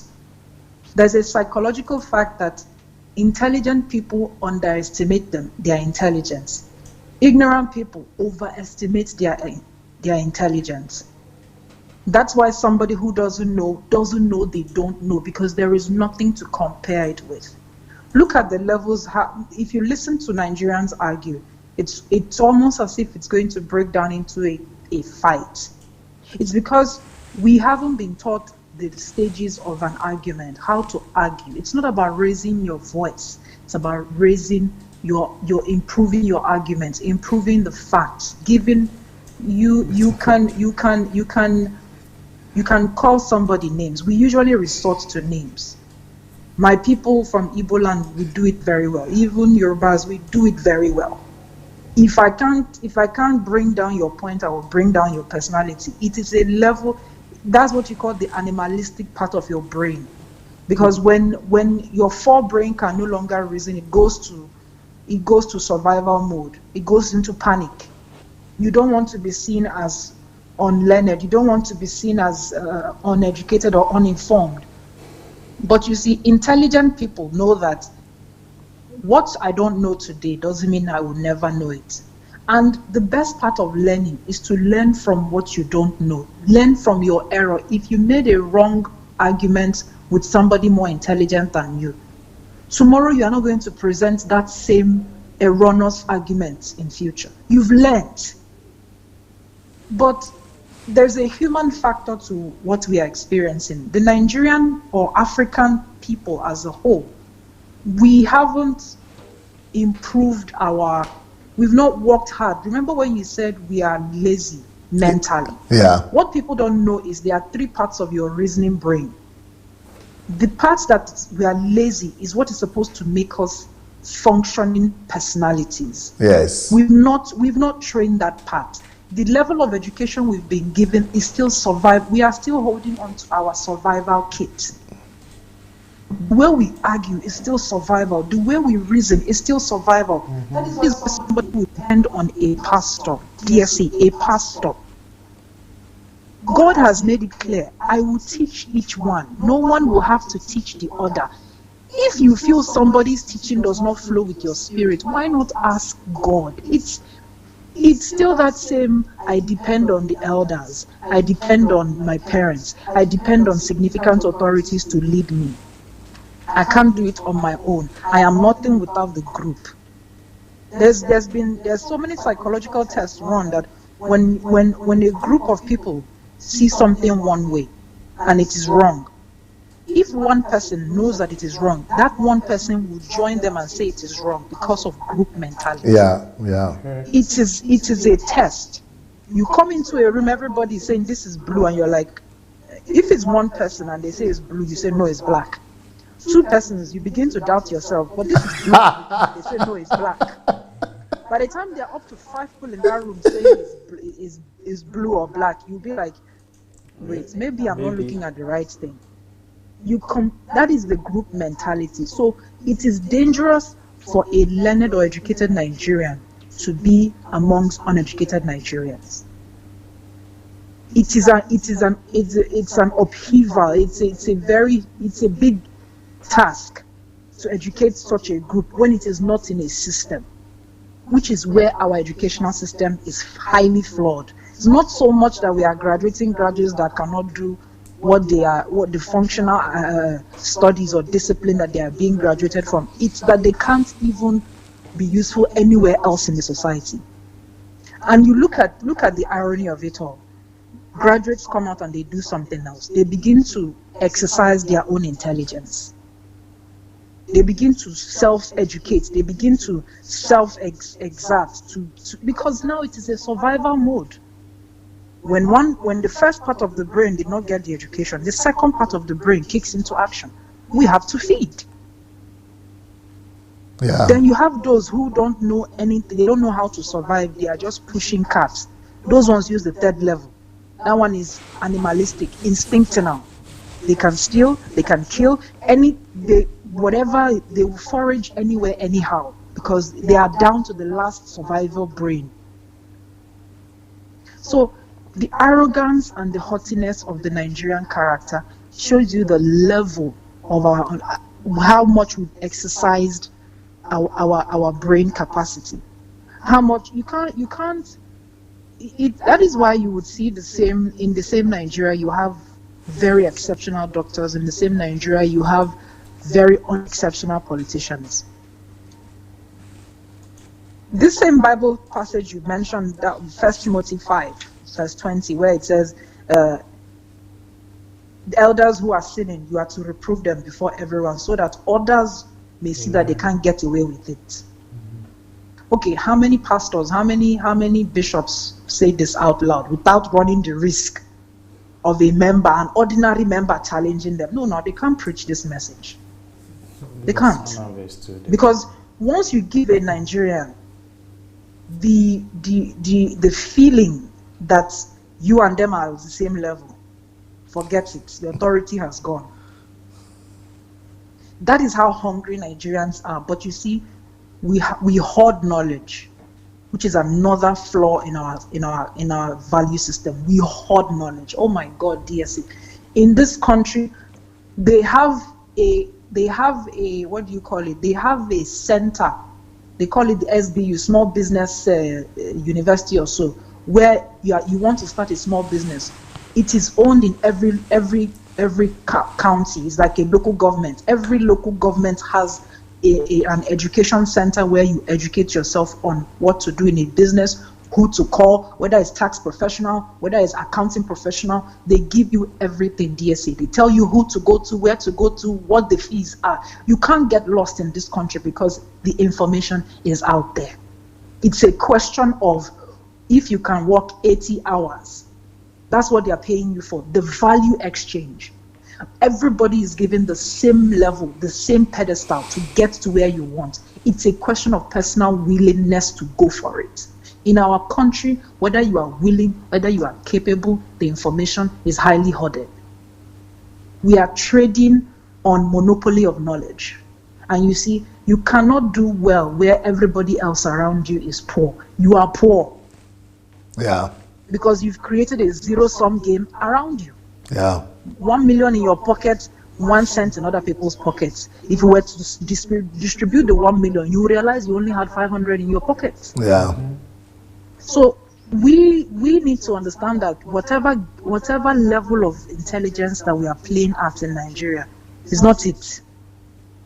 Is not it. And I'm not saying it because I'm here. I'm saying it because when I've seen what I have gone through in Nigeria and that same level here, it can be annoying because it's almost like all these people that everything is handed to them. It's so annoying because you realize that you've gone far. DSA, if the things that are here were to be exported to Nigeria, you realize that we have the most intelligent set of people in that country. Yeah.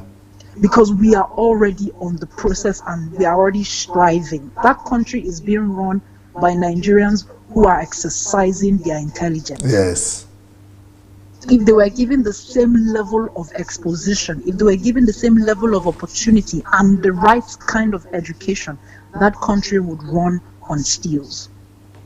Let me give time for others to speak. Thank you so much, Dr. Brilliant. Thank you, DSA, as always. Thank you so much. Well, Have a good one. Bye-bye. It's always great listening to the wisdom from Adelaja. Thank you so much for sharing. Awesome. Maybe before we get the next caller, let me ask Dr. Sunday the final question. All right. I want us to end the whole question series with practical ways we can help Nigerians with this faulty character of pride, arrogance, and haughtiness. How can we? What are the ways to do that? No, number one thing is that we have to do is awareness. Yeah. We have to bring the awareness. We have to talk about it because some people don't really know that we have this problem. It is, even in fact, when other people are talking about it, I remember when we just came to Europe and people from East Africa and Southern Africa are talking about it. We don't even know what they're talking about. We think we are just normal, but then they are talking about it. Then Europeans started talking about it. That's when I started taking notice. Okay, maybe we have an issue here. Mm-hmm. But also we have to balance it with, some people are too humble and too meek also, so much that they also fortify who they are, their personality. So for me personally, I used to be very timid. So I worked on myself to become who I am. It's not natural for me to be bold and to be so buoyant. But I worked on myself to become like this. So, but because I want to line up with the way God sees me. Because some people, when you are seeing yourself the way God sees you and you are admitting the positions and the titles that God gives you, that is not pride. That is being realistic. So just like the same thing, when you are talking about the facts of who you are, what you have done, you are not being proudful. You are just talking about the fact. It's just the fact. That's just the truth. Mm-hmm. But some people will talk about being humble by denying the real fact of the truth because they are trying to be humble. So that is another balance that we need to bring in. We shouldn't deprive people of their worth, of their glory in the name of humility. Mm-hmm. In a lot of cultures, they have a theory that don't raise up your head above the others. So if you raise up your head above the head of the others, they will cut it off because it's not level. It has to be level. Mm-hmm. So that is the downfall of this. Mm-hmm. And that is what they have in some places and some countries in Europe. Mm-hmm. So in order not to cut off the wings of our people, but to also let them know that they need to abide by the things that is corresponded to who they really are inside.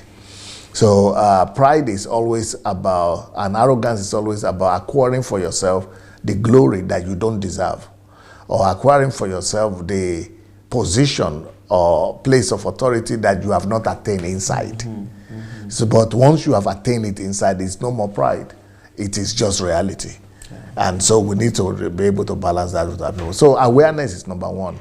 Number two, we need to teach them what is pride and what is arrogance. Mm-hmm. That they should, when they are acquiring for themselves the title, the position, the glory, the honor that they have not attained inside, mm-hmm. that is when it is pride and arrogance. Mm-hmm. Okay, so we need to raise the awareness and also clarify. Yes, and give them, just open the eyes of people to know what it is. Most people, when they know, if they are conscientious, then they will try to abide by it. Awesome. So it's bringing enlightenment to people, educating, and that's what we're doing. Yes. Yeah, just to share the light. All right. So, we're going to receive our callers right now all over the world who want to contribute. The way to do it is the same way we've been doing it all episodes, is to go to Facebook Messenger and search for Olena, which is similar to Move Agents. So we'll just get the callers. We have a call now, right? Okay. Hello, caller. Your voice is low. Can you speak louder? Yeah, that's what I do. Good evening. Hello. Hello, Mr. Peter. How are you doing, sir? Yeah, I'm fine. And you? Awesome. Good evening, DSA. Yes, how are you doing today? Yeah, I'm fine. I'm very fine. And I'm happy to see When you said good evening, DSA, it was loud enough, but now it went down again. Okay, I will. Now it's good when you're saying okay. Yes. Good evening, sir. Yes. Good to see you on screen, not on face-to-face or one-on-one. I want to first of all thank Dr. Anu for this wonderful and educative program for we Nigerians and Africans precisely.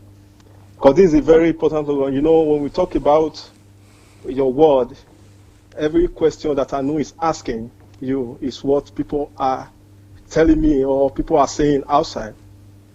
Because some people don't want to know, some people don't want to learn, some people don't want to hear. Because I learned that, I begin to understand that we are used to wrong information, we are used to lies, and we are used to our ear is hinging for what we want to hear. Mm-hmm. So when anybody is saying something that you don't want to, what you are saying is not what they want to hear, they now became calling you names. Even we, some of ourselves that is doing the same thing now, we are being calling names as well. Mm-hmm. So I quickly want to analyze some from your book, from the Mountain of Ignorance. You know, and I want to also encourage everyone that is listening today, that will listen to this video later, that they should ignore their pride, they put their pride down and try to unlearn what they have learned. Because all this issue that you are discussing today, this program, Fixing Nigeria, with all this topic I know is bringing out, is, I mean, any reasonable person or any reasonable people, group of people, society that come across this message or this topic, we need to sit down and really think twice instead of pointing fingers.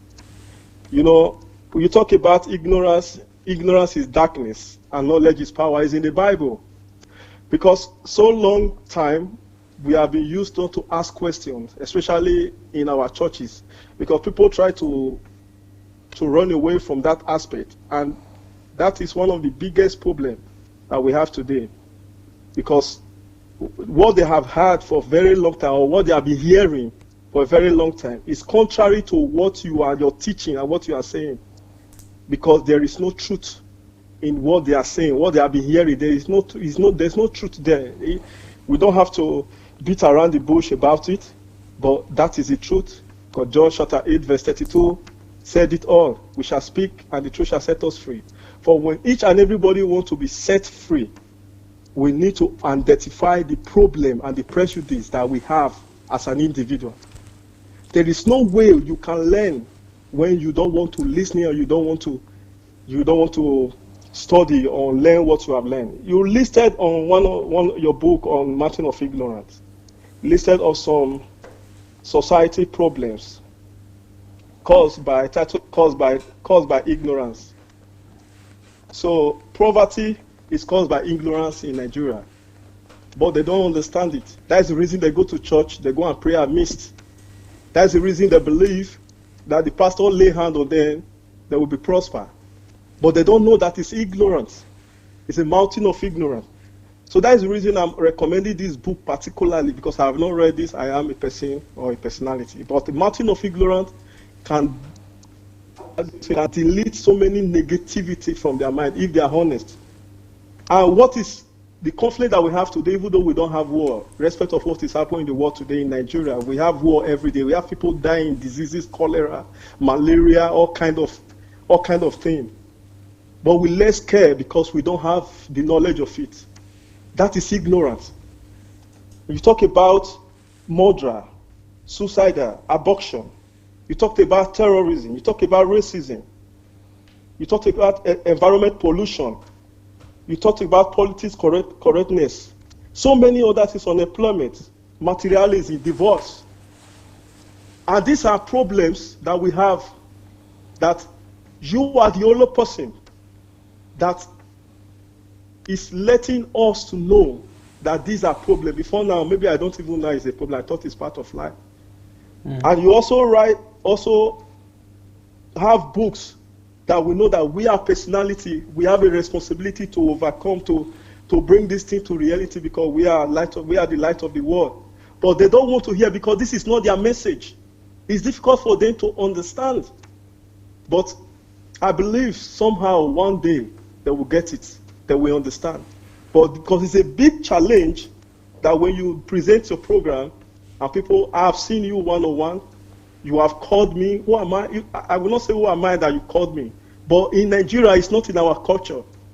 For Adelaja, we just call Peter. I mean, we are not in the same level now. So these are things they are used to because they see you every day on the TV. They see you every day on the Facebook. You are concerned with what is the problem that we have, the massive problem and ignorance that we have in Nigeria. They don't want it. And due to my interaction with so many fanatic Christians, that I call them fanatic Christians now, they don't know Jesus. They don't know Christ. They don't understand why they are on earth. They are following their denominations. They are following the lies, the multitude of lies that they have been, concreted in their brain and their minds. And they are struggling with it because they don't know, because they are promising them the easiest way in life. Life is easy anyway. When you got the consent of your purpose, when you got the understanding of your purpose, when you are diligent and hard work. All these are your books, DSA. So they cannot hide away from this. There's no way. Nigeria will come back. Later they will know this is how it works. But the biggest challenge or the biggest problem our Nigerians have, especially the fanatic Christians, they don't want to learn. They are waiting for 24-hour miracle. They have told them to run after witches and wizards, kill their enemy. They have told them to go and so many things that have blocked their brain. That is the reason they don't see the future, or they don't see far, or they don't know who they are. And you write again some of your article of the mountain of ignorance. You said knowledge is power. You said knowledge is the foundation of a successful person. Knowledge. But in asset of knowledge is ignorance. The asset of knowledge is ignorance. In Nigeria, you can see, if I watch today, for example, let me just put this in. They are talking about Nigeria, the coronavirus, and all the stuff. When I see the analysis on the TV, sometimes I wept.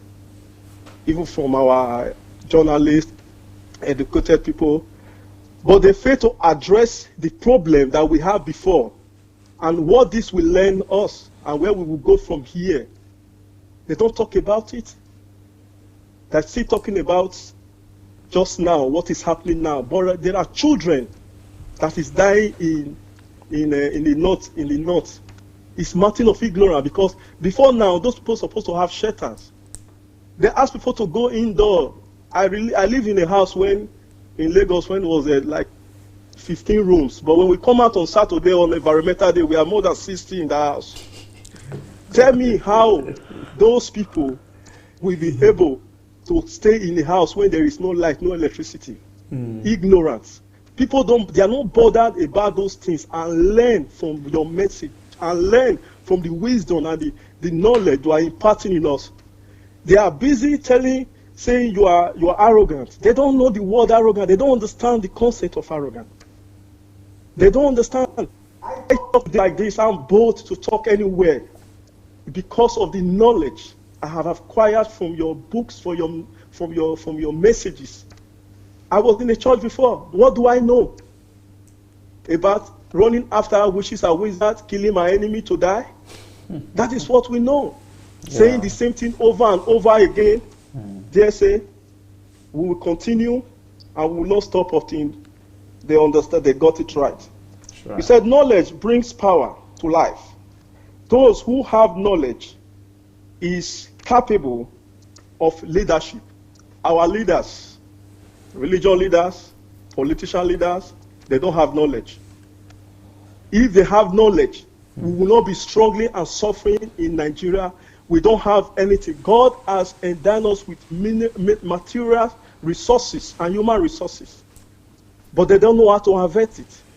We are dying of starvation, of hunger, of sicknesses, diseases, because of the mountain of ignorance from the top of the government to the down and to the politicians and to the pastors and GOs.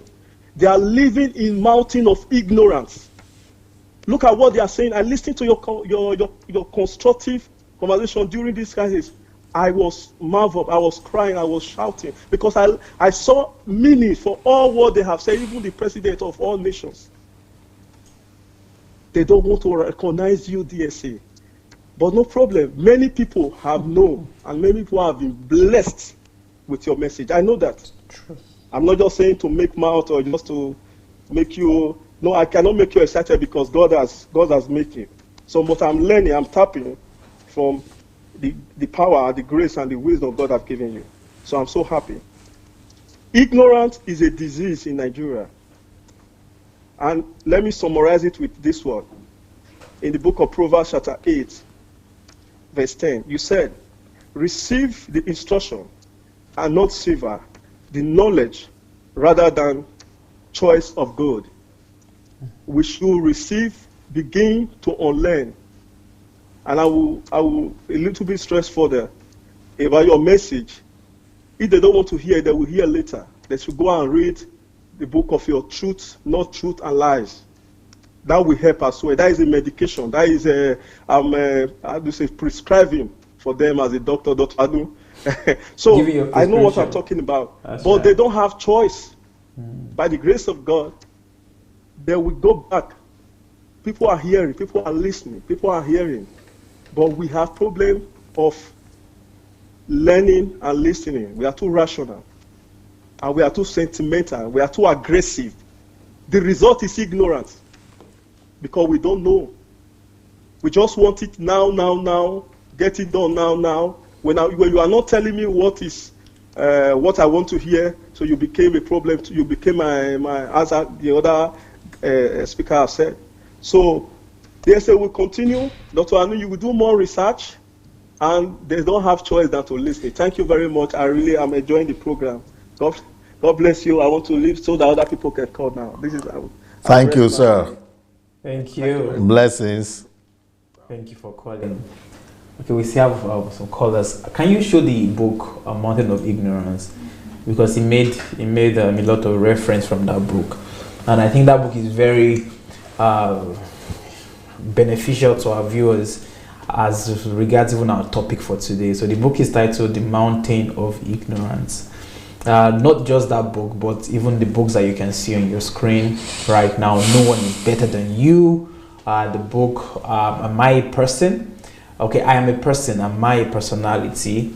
All of these books, they are books that would build you. They are books that would transform you. So you want to get them for free by subscribing to the Amazon Kindle Unlimited. So you have not just these books, but even all of the Sundays books for free.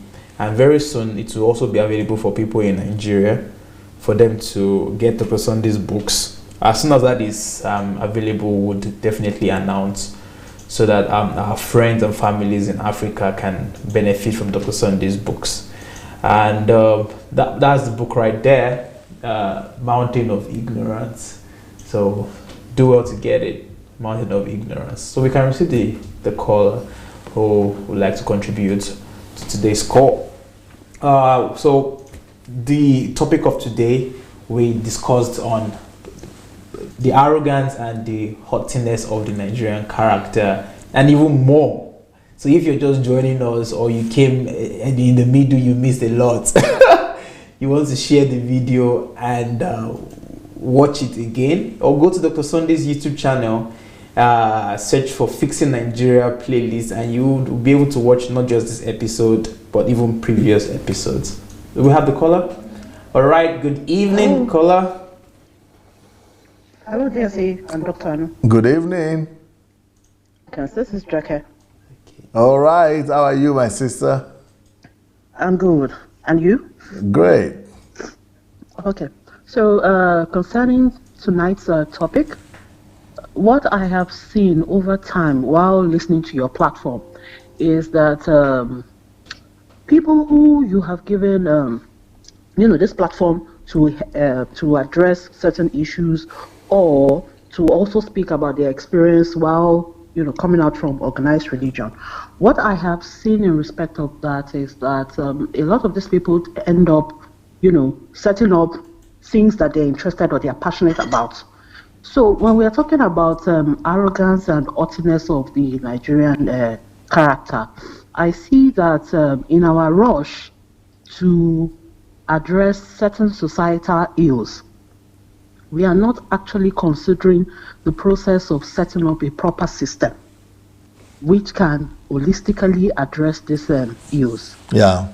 So I noticed that, for instance, there are a lot of non-governmental organizations currently in the country, addressing probably child abuse, addressing domestic violence, addressing issues that have to do with children being hungry or out of school.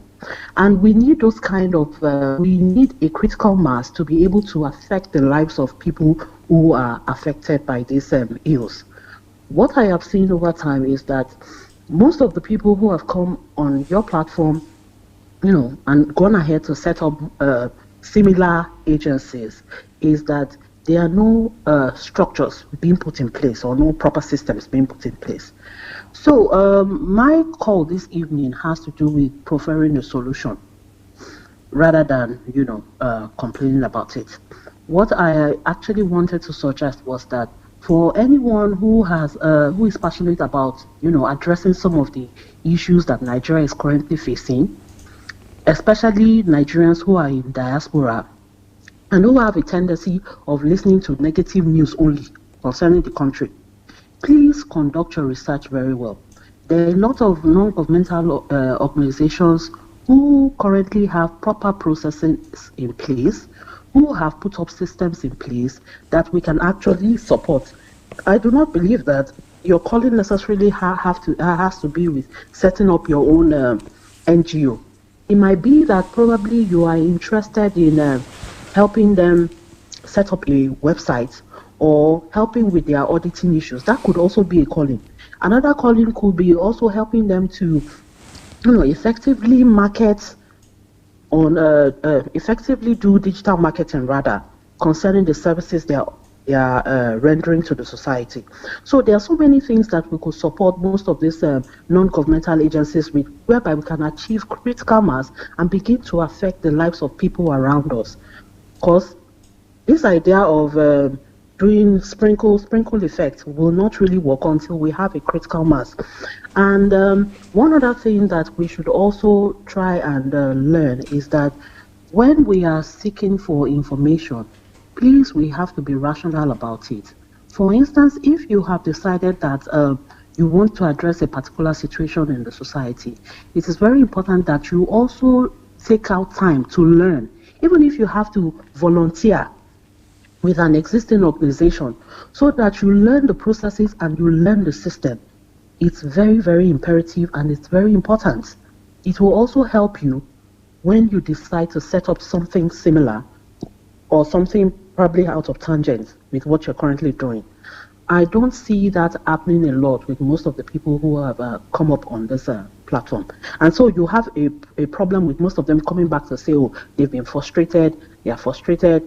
This is not about frustration. There's a system and there's a process in place that you can do. For instance, there's an organization here in Nigeria, which I know of and I support. It's called the Lagos Food Bank. If you go to their website, I'm sure there are people who are supporting them by setting up, this beautiful website, setting up people who help them with auditing.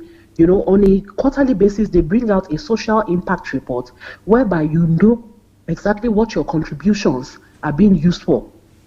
So this Christian idea that we have that your right hand must not know what your left hand is doing, I don't know how that is relevant in this case, because you need accountability when you are doing things that will affect the lives of people. And it's very important that we begin to set up these systems and processes in place so that we can have a better society for Nigerians in general.